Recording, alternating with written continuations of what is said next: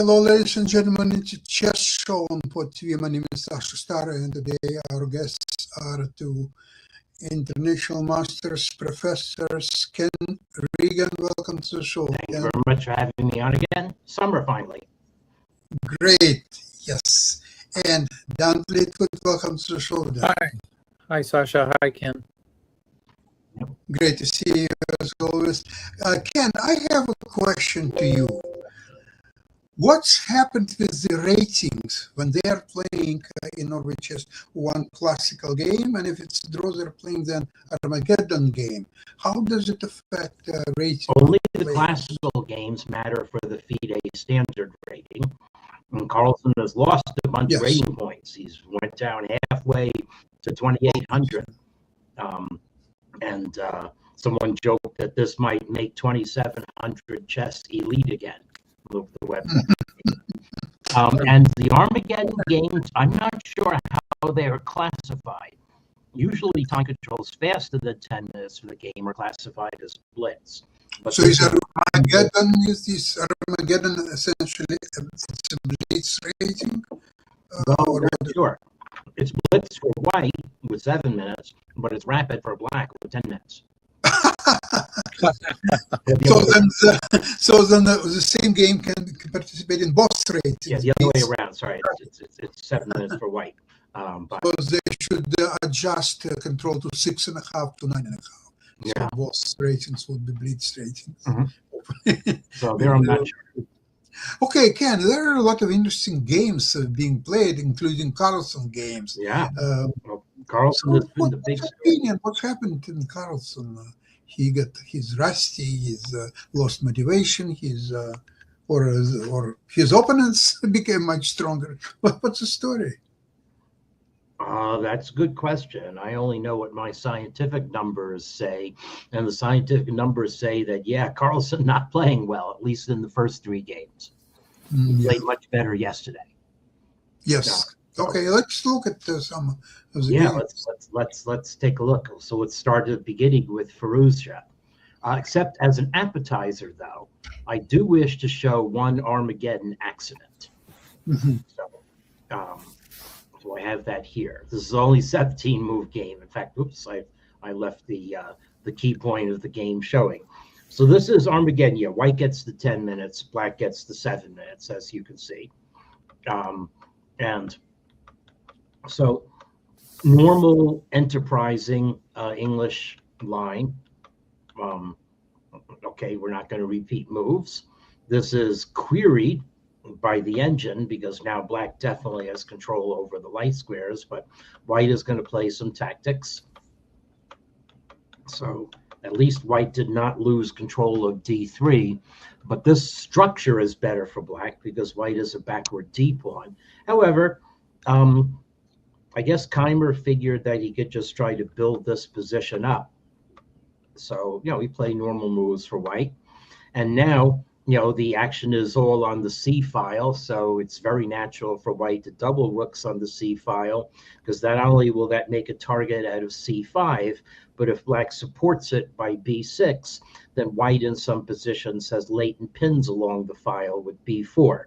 However, white should have thought a little bit more about that last clause, pins along the file. White played rook c2, and Prague played knight d4 check. And the problem is that a pin along the c file costs white the knight. So that's unfortunate. Yeah, so Keimer gave up. It's a 1500 game, 1500 ELO rating point game. Yeah, that's right. Well, it all comes out in my statistics, and contributes to the screening score being under 50 for the Armageddon in general. So we start Carlsen's Odyssey against Swellfoot the Tyrant. That's a different Greek person. It's Oedipus Rex, but in any event, Alireza Firouzja wheeled himself over to Norway Chess after exiting the Romania tournament early, and he came out on a good foot here, playing He was playing with his right leg elevated. So now this is a new hyper modern way to treat the queen's gambit declined as black. You stop white from playing bishop g5, so white stops black from playing bishop b4. All makes sense. Now we enter lines of a more normal character, but here Magnus Carlsen decides to get enterprising. It is the engine's preferred move, so rather than allow a possible isolated pawn formation, black closes the center. So now it's going to be a scrum with heavy pieces in the center. So I'm not a sense of my naivete at chess. I'm not really sure what bishop g3 is for. Although actually, no, I must say it does allow in some positions the bishop to be preserved by right. It's a standard prophylactic in a lot of these lines. I'm wondering, going back to black's fourth, whether if white is a specialist in the bishop to f4 lines, you can't just go into one of those and be a looks like that. Yeah. Because trading the bishop isn't great for black, or you could play bishop. Yeah, I don't know. Before, yeah, I don't know if there's. I mean, I hate to. I don't feel I guess qualified to criticize Carlsen in terms of chess knowledge, but it seems like there should be some deep reason that you can't get away with h6. Yeah. Well, it's been popular. Carlsen's not the only one playing it, I think. Right. Yeah. Well, maybe I'll have a correspondence opponent that will give me the opportunity to go into that very deeply. I was thinking with some of the lines where white gets in an early c5. Some of those rely on a single tempo, and if the computer thinks that it's okay, it's probably okay. But some of those lines go like 17 or 18 moves deep. So where white gets in an early d5, you said, or no, c5. C5. Okay. Where white plays the way. Yeah, a lot of those are highly tactical with the bishop f4 and then a c5 advance. Black can equalize in the regular variation, but with a wasted move on h6, I don't know. All right. Okay. Anyway, here we are.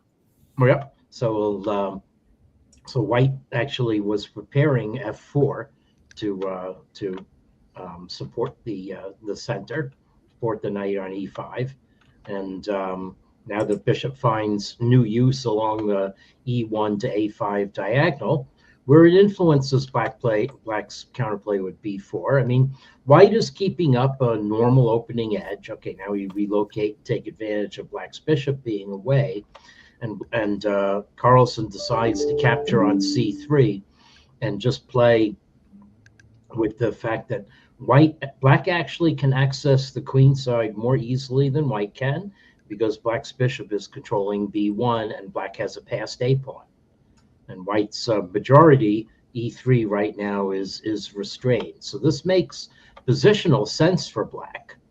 Okay, and black is going to counterattack some things and prevent white from capturing on a6. Well, it didn't prevent white from capturing on a6. So what's black going to do about it? Okay. So the point is that white did have to make a concession in the center. So this looks like it should be okay for black. The engine is saying completely equal at this time, but Carlsen gets wrong-footed. Keeping up with those puns here. Okay, yeah. So all right, so black has the better minor piece. But white does get the a file. It's really hard to believe that Carlsen as black is going to lose this. Yeah, that's right. As well as overlook some important tactics. Now here I must, however, say one other thing about Norway chess: the time control. It's 2 hours up front to but it's not even correct to say to reach turn 40.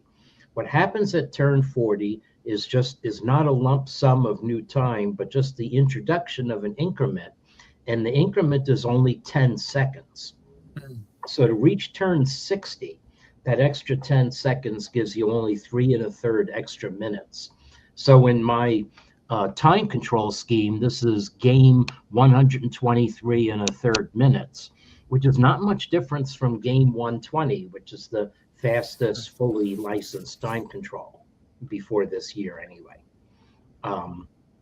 So for standard chess and norms. Okay, well, Firouzja won a pawn, so White's now 2 pawns ahead. What's Black going to do? So what Black should do is infiltrate the queen side.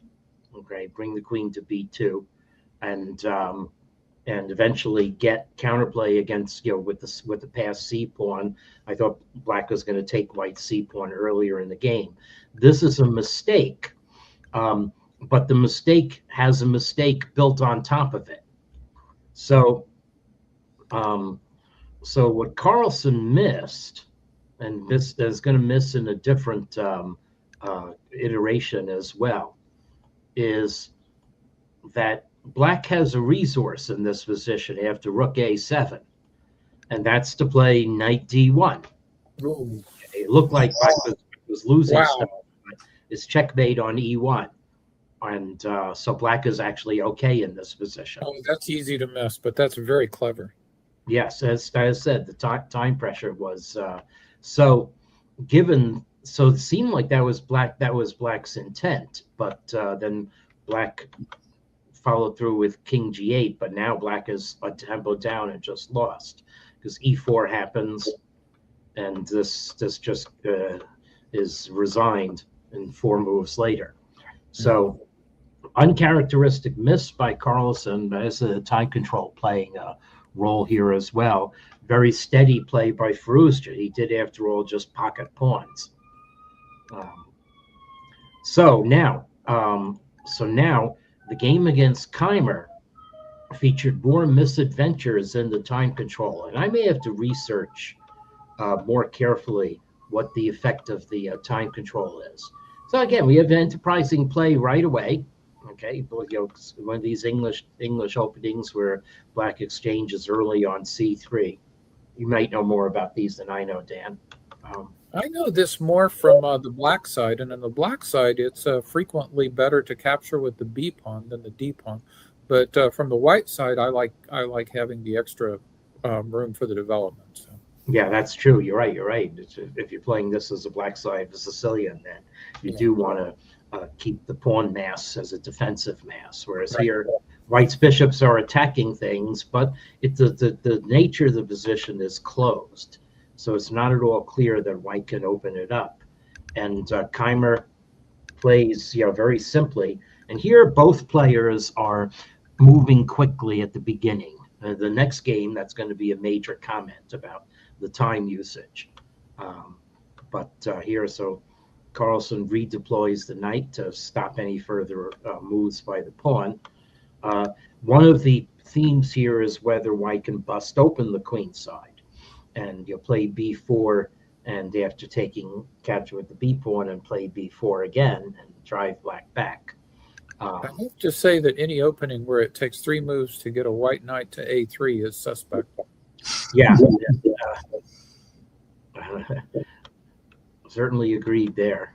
Okay, so normal play. Now the players have used half their time, so they did slow down a lot in the past 5 moves, but this is all very well-known strategy from a Nimzo Indian defense as Black.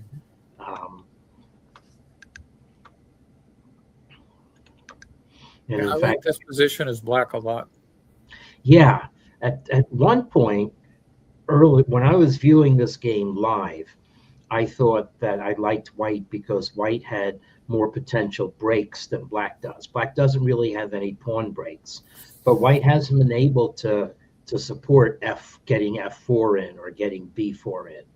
So this very heavy on the prophylaxis position is working. But okay, so Carlsen breaks out finally with b4, but it's fine, according to the engine and in real time over the board, for black just to sit and actually prepare e6 as a retreat square for the knight. So there we go.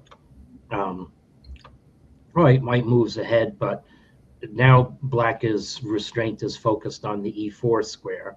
Black's pieces are still nice and fluid, and here comes more restraint. Okay, black feels white's pieces aren't exactly able to infiltrate the king side in this position, though you do have to worry about the diagonal that white's bishop just got postured in. And now Carlsen played a stratagem that called to mind a game, Fischer-Unzicker, or wherever, where I think, or Karpov-Unzicker. I'm forgetting, where I think Karpov played a bishop to a7 and tripled on the file behind it. Yeah. So Carlsen, this may be one of those fishing in troubled waters positions. Yeah, well, waters do get very troubled in a little bit for both players. Okay, so now actually black should invite more trouble and play h3 following through, but queen f6 is natural too. There's nothing wrong with that. Just gives white a tempo to stop the h3 advance. And now the question is, can black make use of the dark squared complex f4 and g3? I'm sure that looks attractive, but meanwhile, white fingers the fact that the queen side was a little neglected by queen f6. So Frustra relied upon this defense, okay, not caring about what white has on the a file, but actually maybe black should have cared. This bishop is now strongly embarrassed. So now the game gets very tactical, okay? So the latent feature in this position is that bishop g5 is going to trap black's queen once white gets in the move c5 and drives the knight away from e6. It's one of several features. The other feature is that black's c7 pawn is holding up b6 and d6. If all three go, it's worth the investment of a piece for white. But there's a tactical mistake with this move. Okay, so b5. Okay, so now what white wants to do is exemplified by what follows. So black can't really move this bishop. For instance, if you move the bishop here, then white plays this great c5 move. Okay, and the bishop's no longer supporting d7, so it's even worse than the fact that white is threatening to win the queen. It's that, as I recall, that's one of your favorite themes, Ken. Yes, there were games from an earlier tournament that I wanted to find where that happened. Yes, so black has to leave the bishop on c6 and use this or use this discovery to get it to recapture on d7. But what black should play is knight e6 and not worry about the collapse of the queen side. Or rather, note that queen d8 is apparently an adequate defense. So it's hard to judge this sort of position. Comes down to evaluation of some concrete tactics, how quickly white c pawns can get mobile. But apparently this is okay for black. It was not yet acute time pressure, but knight e8 guarding d6 is so natural. The only problem is white can literally leave black hanging. Okay, and now the b6 pawn is going to go. So black therefore decided to try to get some counterplay on the king side rather than just play bishop b7. If you play bishop b7 though, then the c5 move is on again. So that's the other latent problem for black. So bishop takes e4, tempo move, and then retreat and guard the queen side. Pawns are even, so it's bishops against knights in a closed position, but white obviously has pinned black down, and white goes about it a little too directly. So it turns out attacking on the king side and maybe picking up the pawn on h4 is the way to go. Okay, so black gets some counterplay, and Carlsen, 5 minutes left, just misjudged this attack, but he also got some misjudgment in return. So what black can do here is black can capture this thing. Okay. And if white plays queen takes b6, then queen g5 is a good enough counterattack against white's king. And if white plays rook takes b6, then knight d3. Okay. And this is a Petrosian-like position to evaluate. Now, frankly, I would think exchange down and white having it passed pawn should be a win for white. But it's white is going to lose. Sorry, white is going to lose the bishop on b3, and it's just going to be a locked position. So sorry, never mind what I said. I was idiotic. Wow. And I prepared it before the game, just not seeing the bishop on b3 was hanging. So anyway, so that was a mistake, but Firouzja believed it and played knight c7. Now black by rights ought to just be lost and is lost. And Carlsen could have cashed in.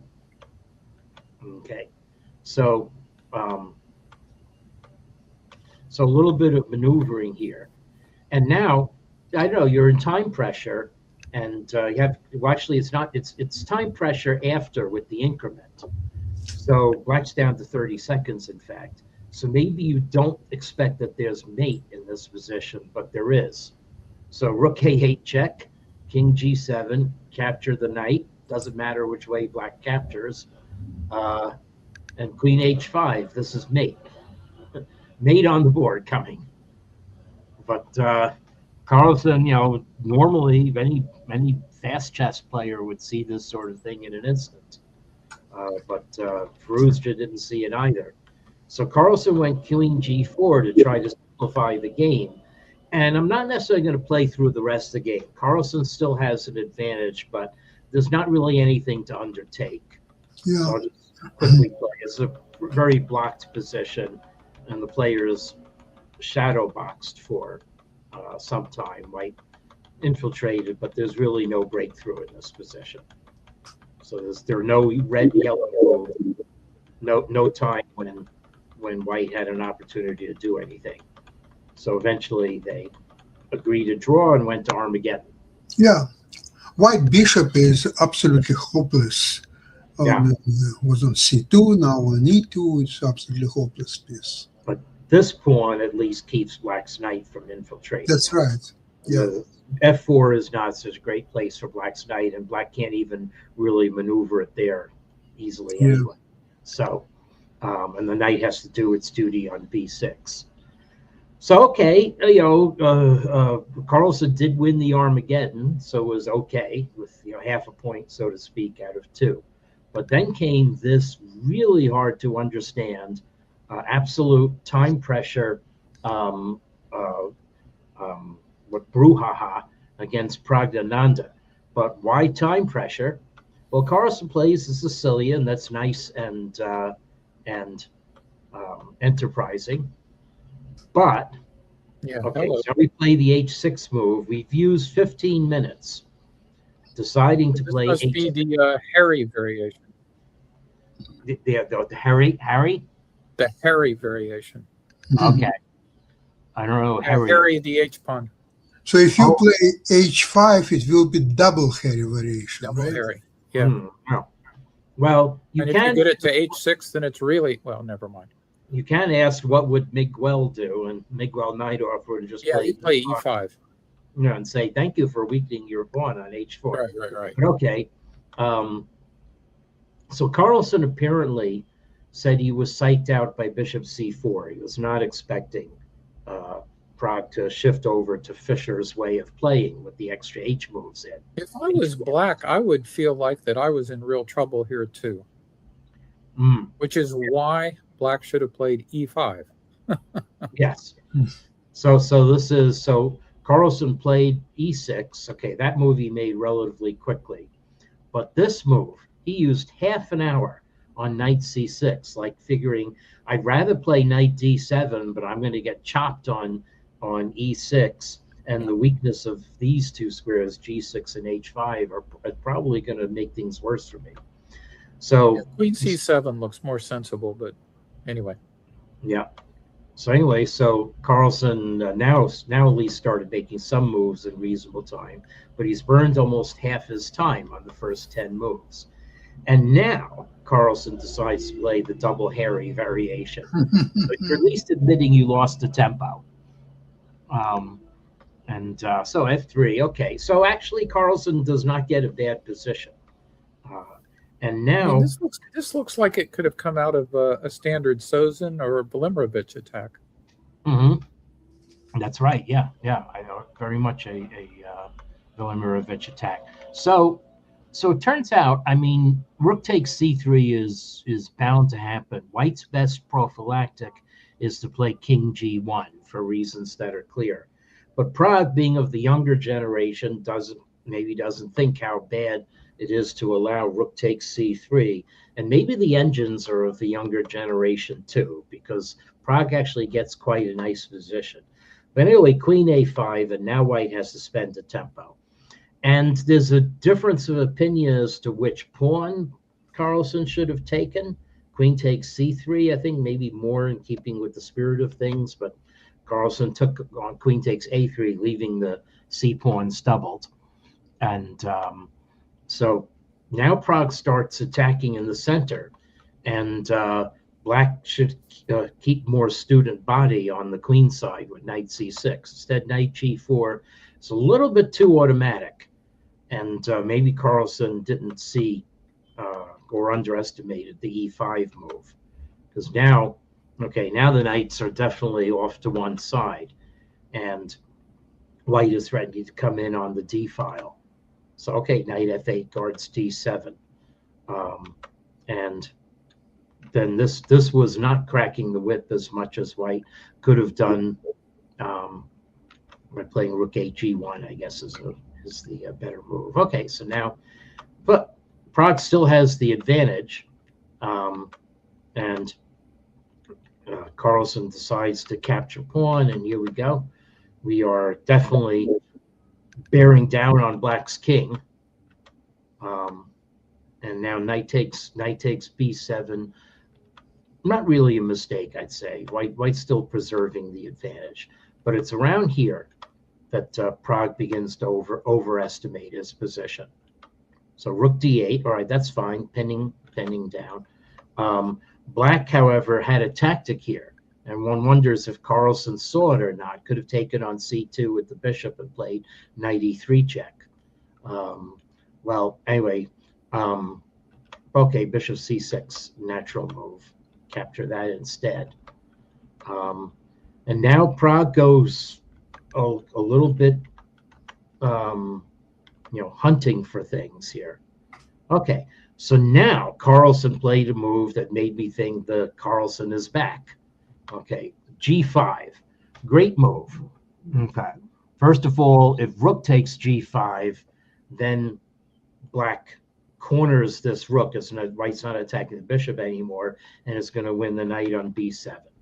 Okay, so then h takes g5 is the natural move, but now Black gets this great counterplay with the h pawn.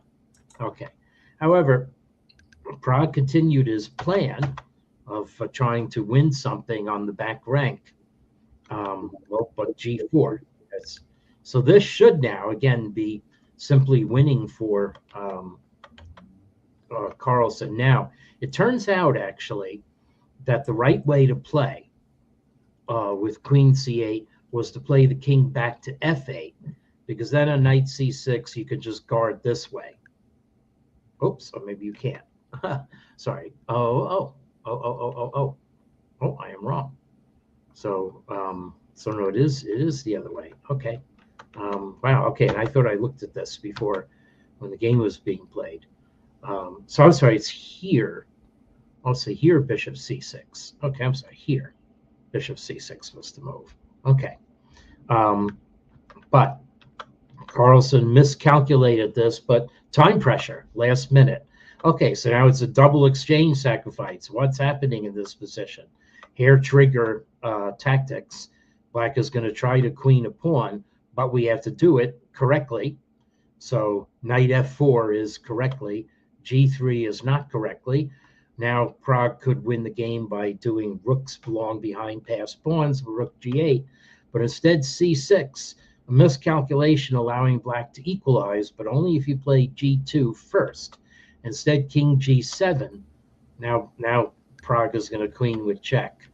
And after a couple more moves, Carlsen realized that he was just lost. So White's going to take on b7 and queen.